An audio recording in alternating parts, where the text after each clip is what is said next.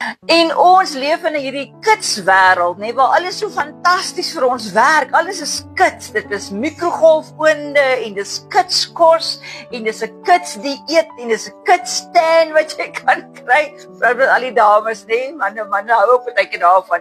Alles is kits en alles is vinnig want dit is vir ons so gerieflik en dis vir ons so lekker en so maklik. En die Here sê vir my, so is dit ook in ons geestelike lewe, veral as ons dalk 'n belofte het wat God aan ons gemaak het, dan moet dit gou gaan. En dan lees ons sommer nog in die Bybel ook en al die skrifte wat ons kry pas so mooi by alles en ons sê net, Here, dis wonderlik, ek kan sien jy gaan dit vir my doen, kan dit asseblief nou wees? En dan gebeur dit nie altyd so vinnig nie, want jy sien, daar's een skrif wat ons soms vergeet en dit sê, hy wat glo is nie haastig nie.